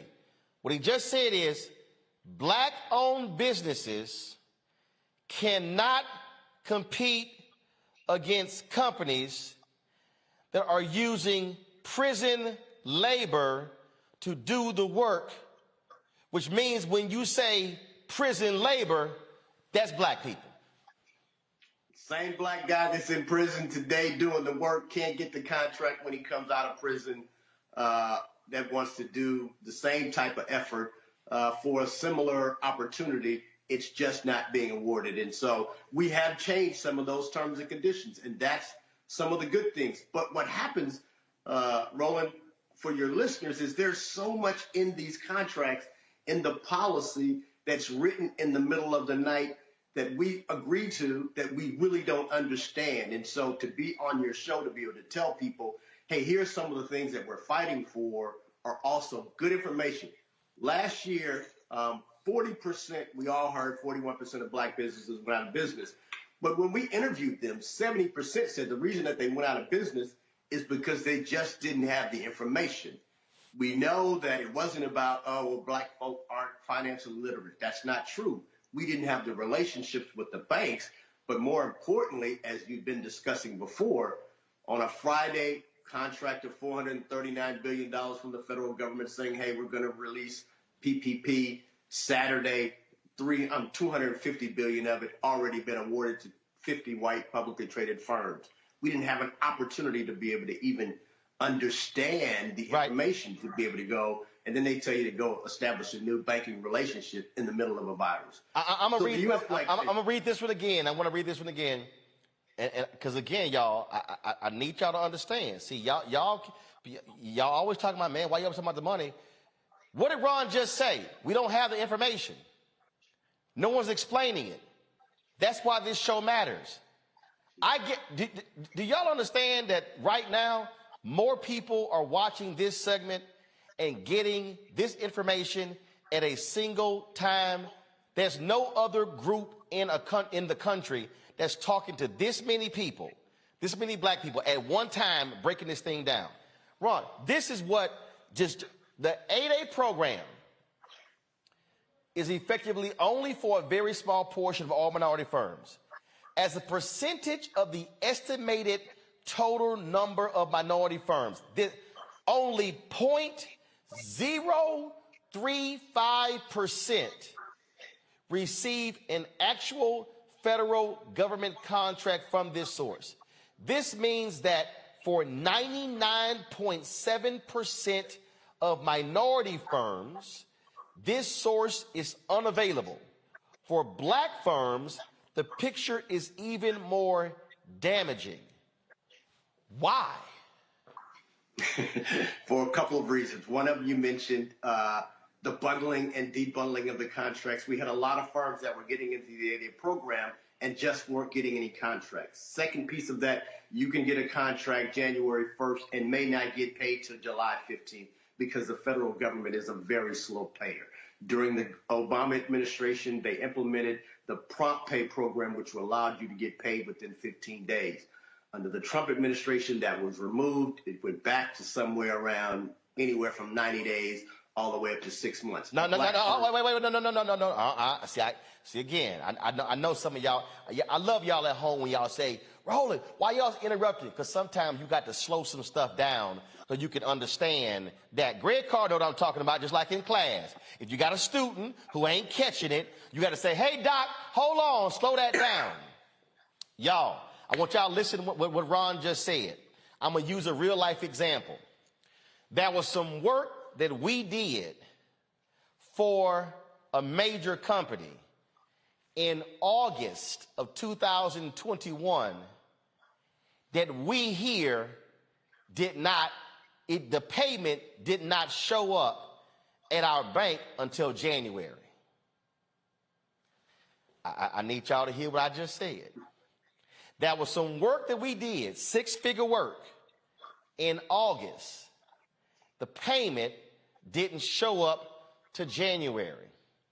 Now, because of y'all giving, because I know how to manage money, we were able to pay our payroll in September, October, November, December, and January, and we're not sweating the money coming in. A lot of other people not in that situation. So if you don't change the rules for payment, then black firms are sitting here. We can't wait 6 months for a check to come in. Ron, go ahead. And we know we pay twice the rate for the same capital that our white firms that are competing us against. And when you say twice the rate, you mean interest rates. Interest rates. Right. Yeah, the average black person is paying twice. Right. And luckily for us, praise the Lord, I got no debt, I got no loans, I got no interest. So I don't have that issue. But again, this is what we have to deal with. Okay, Ron, go ahead. Finish the point. So the last thing I wanted to tell you is about media, because I knew you were going to ask this question. How much is actually being spent with black-owned media? Because I hear you talk about this often, and I don't have a total number. What we do know is that, and you probably have heard this, Congressman Hank Johnson and 31 other members from the Congressional Black Caucus sent a letter to President Biden asking him what their spend was with black media. We can say that during the virus, that HHS spent $360 million total. Of that, roughly $20 million went to black media, which represents about 5.5%. Actually, I'm gonna hold you on that, Ron, because I need you to do some help here. I read that letter.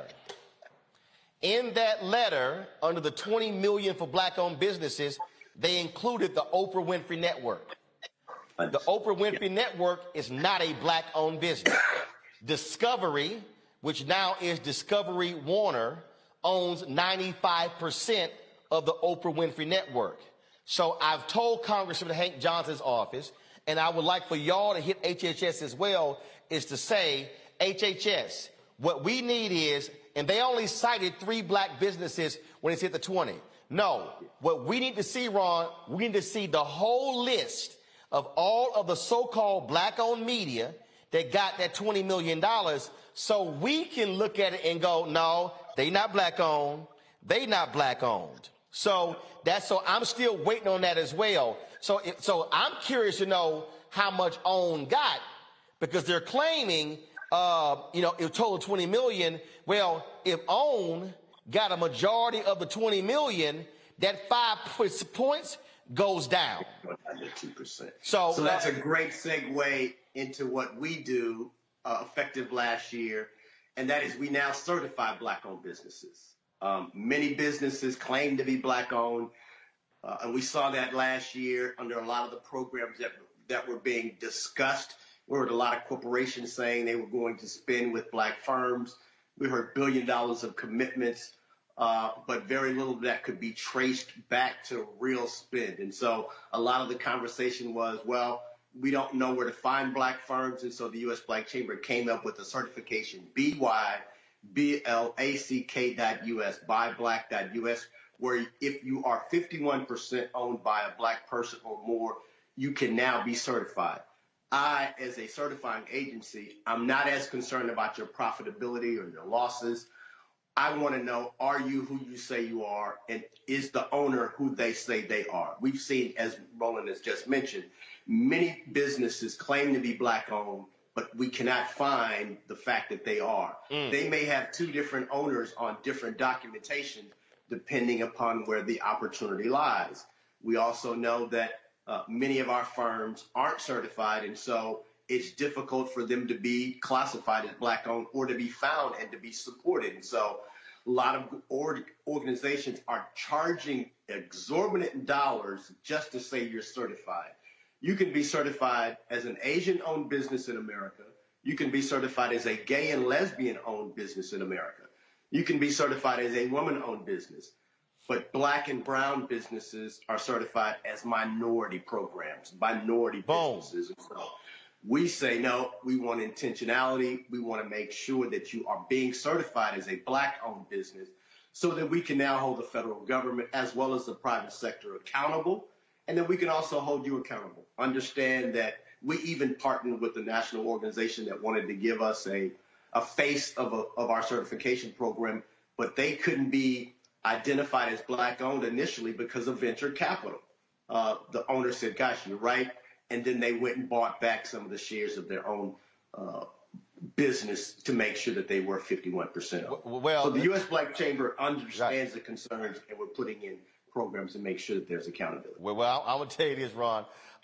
We were meeting with a particular company, and they actually asked us, were we certified as a MWBE? And I said, who the hell are you looking at? And they're like, what do you mean? I said, I own 100% of the company. I'm 100% Black. I think I'm certified. We can make sure you can get certified then. Yeah, I let them know. I think I'm certified. We got questions. Larry, I saw during some of the presentations, you were just shaking your head at hearing some of those numbers. I'm going to let you go first. Wow, Roland, I mean, that's and don't hold against Ron here, Kappa. But go ahead, Alpha. Go ahead, Brother Larry. Yeah, Ron, I'm not going to hold against you, brother. But I want to say, first of all, Roland, that you gave a master class and, and having Ron on, because honestly, there are a lot of Black folks, including me, some of these stats, and even had worked on Capitol Hill, I wasn't aware of currently. So thank you for that. So, Ron, I want to talk a little bit about, these percentages, which are really tiny, right? So Black people make up about 13% of the U.S. population. Do you have any studies or reports? Because we talk about generational wealth, and then you talk about this lack of information, right? So can you even give us an idea if that money in terms of some of these contracts, federal contracts, equated to the 13% of Black folks, in terms of the most recent census data? What kind of number? What would that number? If you have a study or have any idea what that number that if it was at 13%? What would it look like overall in terms of the money that came to the Black community? Great question. I don't know what the 13%, but we could do the math. I will tell you, though, that we have gone to the federal government and said, hey, what would 4% look like? So not being, unrealistic, but to go from 1.5% to 4%, we think that's attainable. And to answer your question, that could represent somewhere around $20 billion. That's a lot of $100 million. Stop. I can't let you just speed past that. Listen to what he just said. We're getting $9 billion right now. You go from 1 to 4. That's an additional $11 billion, which means what now takes us 2.25 years to get, we could get in 1 year. Ron, go ahead. So that's to answer your question in reference to the 4%. That is the goal. There's got to be some. No. Hold up. That ain't the goal. There we go. That ain't the goal. That's where we want. That's where we want to get to next year. That's the goal.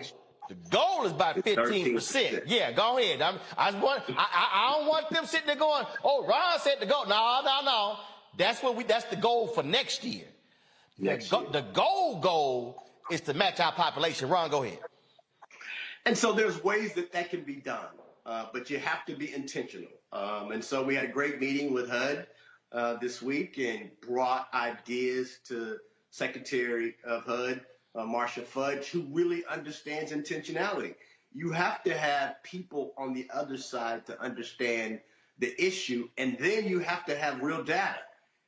For so long, we've just been taking it like, okay, well, minority spend is somewhere around 23%, and Black folk and minorities were okay with that. We're saying, no. We needed to really see intentionality. That's where we get the numbers today. And as Roland said, that's just the floor. We want to have real conversations about how do we get to at least the 10% in some short window, because I really believe that's how we reach a reparations conversation in the near term. And see, Reese, your question's next. This is why I keep trying to explain to people. If Black businesses get 9 and we get 20 billion, how many more folks we hiring? How much money going to HBCUs? How much money going to our churches? How much money is going to building wealth? And so when I hear these people, man, all you do is begging a white man for money. No, fool, it's our money. Reese, go ahead. Yeah, I actually have been in federal contracting for over 15 years. So there's a lot of money out there. And I have seen an increased emphasis in holding accountable these large corporations in terms of their small business goals. But we have heard throughout this evening how that is manipulated or how it's gamed so that, predominantly white women businesses are the ones that are benefiting from it. And the Alaska Native requirements are a huge deal. I have personal experience with that in the contract that I worked on. So I guess my question is, so much of the emphasis is always put on personal responsibility in terms of, individuals getting licensed or them meeting the requirements.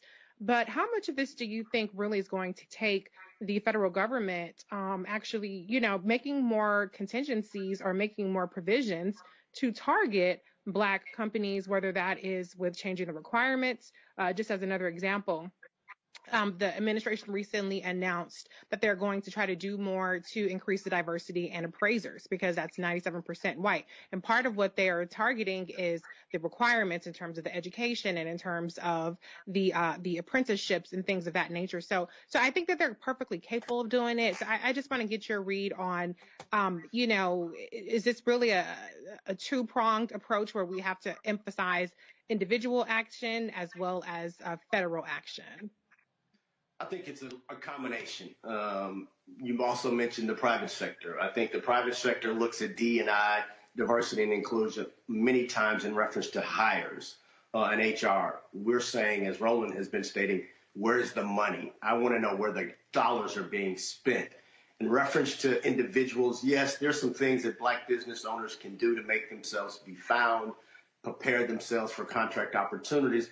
But then there's a great deal of responsibility on the federal government. And I think that this administration is attempting to at least understand where they are. For so long, we've not even heard the numbers of the data to be able to have a conversation. And so often we go in with emotional cries. I think now we're saying, hey, we're at 1.67%, but yet we represent 13% of the population. We want to see a 4% spend with Black firms and bring them a plan to say, here's how you reach that goal. Part of it is debundling. Part of it is paying on time or even early. Part of it is making sure that we have access to the information as well as access to good credit and access to good organizations that are going to be able to bring you the information like this we're doing this evening. Greg. Thank you, Roland. And I agree with Larry. This is a master class. And thank you, Brother Busby. I'm still fired up off that Florida voting rights decision and the reparations conversation. So I'm going to use that momentum to come in right here. Because as I'm sitting here, I'm trying to think, how could you make a tax code argument with the 14th Amendment through a rate? I mean, the universe possibilities comes down to this. This is public theft. We know this is public theft. We paid those taxes, and they have set up a system where they can steal it legally. Can I ask you, even the unbundling and the bundling policy really floored me. And so my question, I guess, comes really in the wake of what Reese just laid out in terms of the involvement of the federal government. What are the obstacles, the largest obstacles to policy changing at the federal level? And what is the role of lobbyists? And how important is campaign finance reform? Because it seems to me that these politicians that are allowing this to pass have been bought and paid for. This public theft, this theft of public dollars is something that they've been, basically rented to enable. I mean, what can we do politically to even think about how Cliff was talking earlier to kind of loosen some of these things and get our money back? As Roland said, where's our money? We know it's going in the pocket of these private companies. Well, for a long time, the Republican Party did a great thing. And again, I'm not blaming the Democrats or the Republicans for this, because for a long time, this country said that it wasn't going to have race-based policy as it related to economic conversations. And so for a long time, we couldn't have conversations about intentionality. Where and how are we going to mandate that we spend with Black firms because there weren't there weren't black policies as related to contracts. The closest thing we had was the 8A program, which was created by a black man, Percy Sutton, who really understood the challenges that black business owners had, but it had to be written under the guides of minority programs. And so once again, what we thought and created for us has now been kind of changed to benefit other groups outside of what it was originally created for. And so what we can really start to talk about political juice and relationships, as well as lobbyists, is to make sure that they go in and they understand policies that are really having impact and how to be able to change some of those policies to really have positive impact. And some of it is just really difficult because it is very detail oriented and it's overlaid with layers and layers of different policies to get to the crust of really where the concern and the issue can be addressed. All right. Ron Busby, CEO of U.S. Black Chamber, Inc. Man, I appreciate it. Thanks a bunch. Again, we're going to keep pressing our people. In the words of Frank Lucas in American Gangster, I'm going to get that money. There you go. All right. Thanks so much. I appreciate it. All right, folks. See, this is why you need to be supporting Roland Martin Unfiltered on the Black Star Network. Ain't no other show out there. Black News Channel, they gone. These other so-called people out here who claim they new black media, they not breaking this kind of stuff down. They're not bringing these kind of experts to the table so you can hear the information direct and giving you the roadmap to know what you should do. That's why you should support this show. Download the Black Star Network app, Apple phone, Android phone, Apple TV, Android TV, Roku, Amazon Fire, Xbox One, Samsung Smart TV. Also, support us in our Bring the Funk fan club. Cash App is $RM Unfiltered. PayPal is R Martin Unfiltered. Venmo is RM Unfiltered. Zelle is Roland at RolandSMartin.com. And of course, you can send your check or money order to P.O. Box 57196, Washington, D.C. 20037. You're watching Roland Martin Unfiltered on the Black Star Network.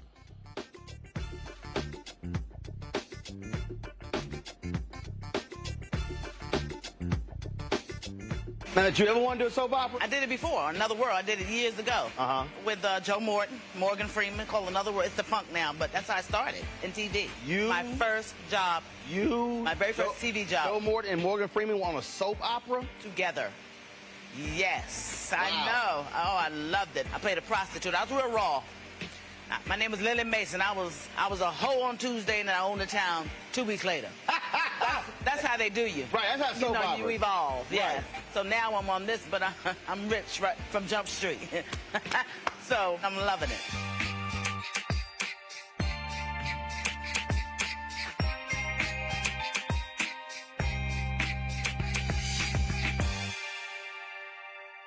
On the next A Balanced Life, as we grind down to the end of another long winter, it's easy to slip out of balance and into the foggy doldrums. On the next A Balanced Life, ways to push through the gray days until the warm days of spring arrive.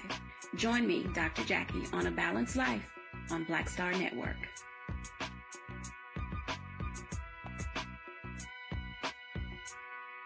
Hey, what's up, everybody? It's Godfrey, the funniest dude on the planet. Hey, I'm Taj. I'm Coco. And I'm Lily. And we're SWV. What's up, y'all? It's Ryan Destiny, and you're watching Roland Martin.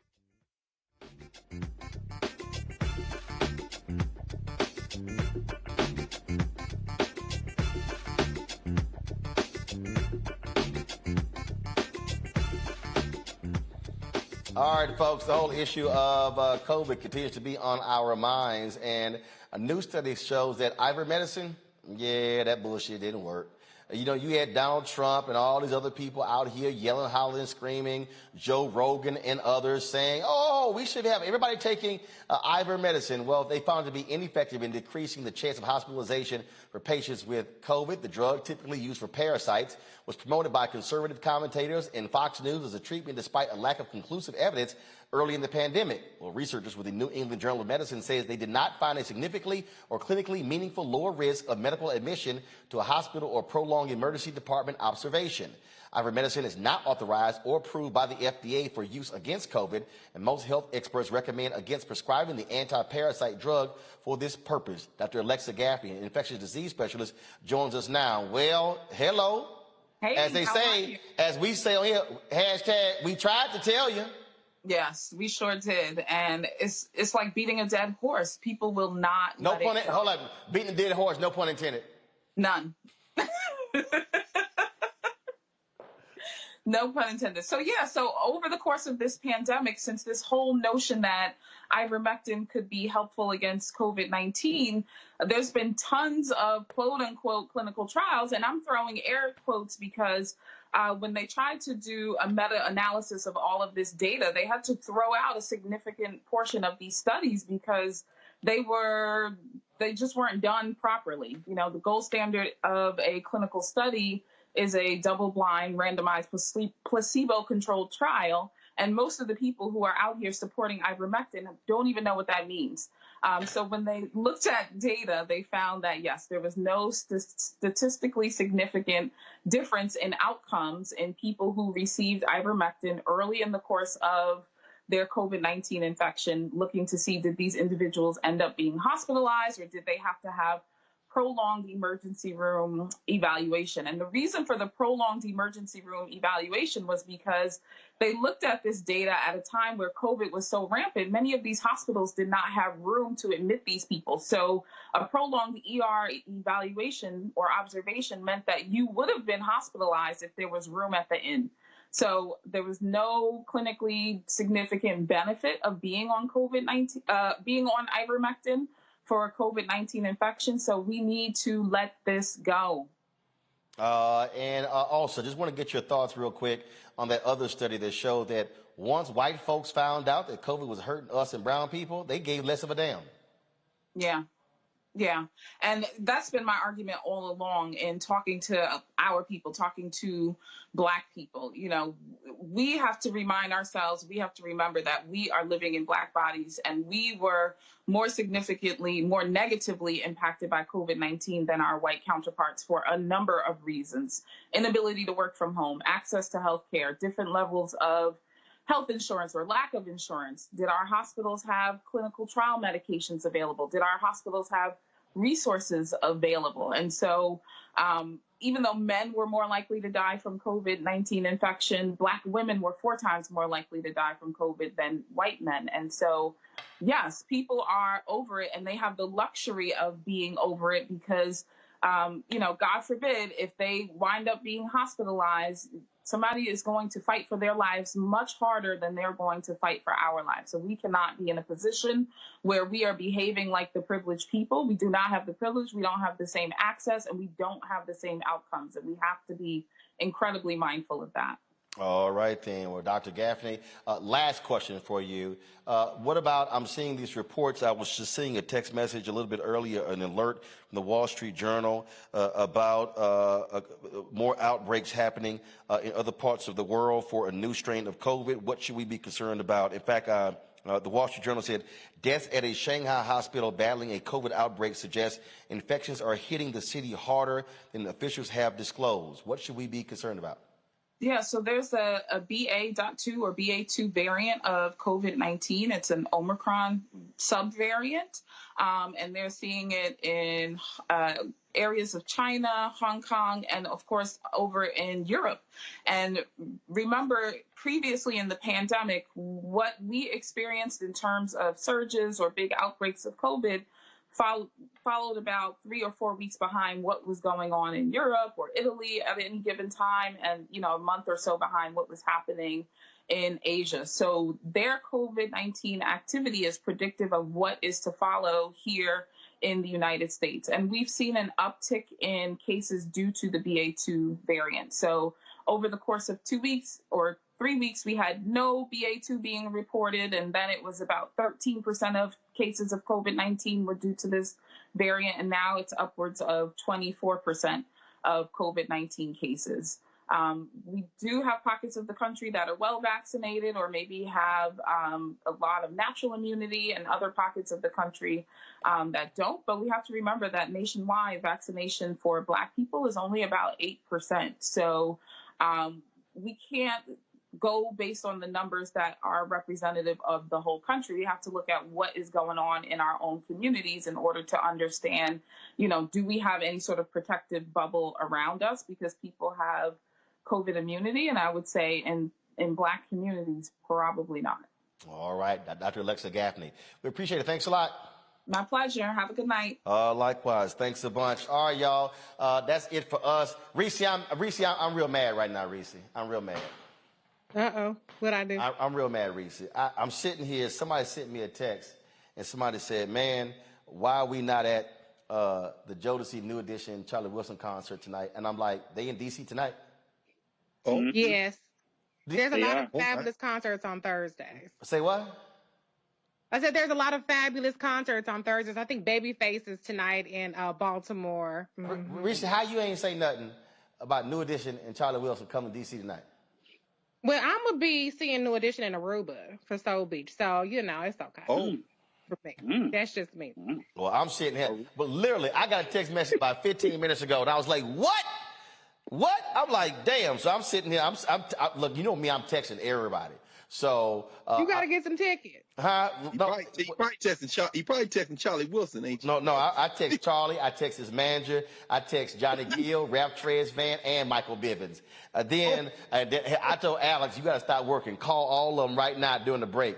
So you know what? It's fine. Y'all know what I'm gonna do? I'm just gonna go by the Capital One Center, and I'm just gonna walk in. Y'all know how I'm gonna do this. So you got it like that. You got it. I'm used to talking my way into buildings. So look, those are my guys. Maxwell's in D.C. On Saturday. I'm good. I hit Maxwell today. I'm gonna see him on Saturday. So what, Carol? Why you looking at me like that? Carol, give me the evil eye. You should have said something. You should have said something. Wait. All them in the control room like, we like them too. Well, hell, y'all should have said they were in town. I blame y'all. Y'all didn't say a damn thing. How y'all gonna wait till right now? Y'all supposed to be staff, damn it. You're supposed to be help. Lord have mercy. It's like, look, y'all supposed to be the equivalent of what the Bible says about a wife, a helpmate. Y'all ain't helping shit. Y'all didn't say nothing about y'all didn't say Carol said we had a show tonight. That's why it didn't work. Carol, who the host? Who owned the show, Carol? Oh, look at them clapping. Hell yeah, we would have had a 45-minute show. We would have had the panel live from 6 to 6:45, and I would have ran something else for the 7 o'clock hour. In fact, we running a live stream right now of the Black Women's Roundtable on Black Star Network. So hell, I could have slid that into the 7 o'clock hour. So damn it, next time y'all need to say something. Sitting here not saying nothing, I be damned. Man, y'all sitting here, my goodness. Hey, ladies, can I say how beautiful it is to see those sisters in there? And they've gone from voting rights to reparations to a master class on contracts and federal government, and to end with the blackest exchange in a studio full of black women. How can y'all not support? This is what it looks like. Well, hold on. It's two black dudes and a white guy in there too. So you don't see him. Steve over there on audio, he white. And then you got Alex and Henry over there. So you got 5 black women, 2 black dudes, and a white dude. So so we got it all going on in there. Ain't no white women here, but that's pretty much the whole rundown of the show. Oh, okay, whatever. So, but I'm just simply saying y'all need to do a better job of I'm busy and informing me when people come into town, because y'all know I know people. Absolutely. So, well, Roland, because see, look, I be trying to not be flaky. I'm like, you know what? I have Thursday night commitments. So if it's on Thursday, I can't do it. Now I know. I'm going to be like, Roland, what we doing? Because this ain't going to work. Now I know for future. Yeah, I mean, first of all, if it's somebody we ain't trying to go see, we going to be here. But come on, Reese, you should have sent me a text like yesterday, hell, this morning. Like, Ro, you don't realize Charlie Wilson, Jodeci, and New Edition in town tonight? I've been watching everybody else posting they down. See, now I got to go fly somewhere else to go see them. I mean, they ain't no problem, but they down the street. Go to Aruba, Soul Beach. Go to Aruba for Soul Beach. I mean, it's lit. Damn shame. I ain't got no help around here at all. I'm just sitting here and literally, and y'all think I'm lying. I'm texting everybody right now. I'm texting. Look, they sitting about to hear another one, get a call right now. So, all right, y'all. That's it for us. I appreciate Larry being here, Reese being here, Greg being here. for our Thursday panel. Fantastic conversation, fantastic dialogue. We're going to put that, what I said to y'all about that Will Smith video, we're going to put that out as well because, y'all, we speaking truth and we bringing that funk every single day on Roland Martin Unfiltered. I tell y'all, ain't no other blacker show out there. Y'all can waste y'all time flipping through the channels and y'all can see maybe one person, no, they ain't doing it how we do it. And so y'all know what you do. Download the Black Star Network app, Apple phone, Android phone, Apple TV, Android TV, Roku, Amazon Fire TV, Xbox One, Samsung Smart TV. Also, support us on our Bring the Funk fan club. That's what you must do as well, folks. And, of course, send a check on money order to P.O. Box 57196, Washington, D.C., 20037. The Cash App is $RM Unfiltered. I told y'all we got them fraudulent people who are out there doing their thing. I showed y'all earlier the frauds. Shut them down. This is the only Cash App we have. $RM Unfiltered. PayPal is R Martin Unfiltered. Venmo is RM Unfiltered. Zelle is Roland at RolandSMartin.com. Roland at RolandMartinUnfiltered.com. Folks, that is it. Some people hit me up. They were like, man, why you got a suit on? I had to do a TV interview today, and then I had to have a meeting at lunch with entrepreneurship, a.k.a. So I was like, all right, I'm going to go ahead and wear the pinky green. So y'all know, it's called coordinated. So some of y'all like, I didn't realize he have suits. Y'all, I got 150 suits. I just don't feel like wearing them. That's it. I'm going to see y'all tomorrow right here. Roland Martin Unfiltered on the Black Star Network. Holla!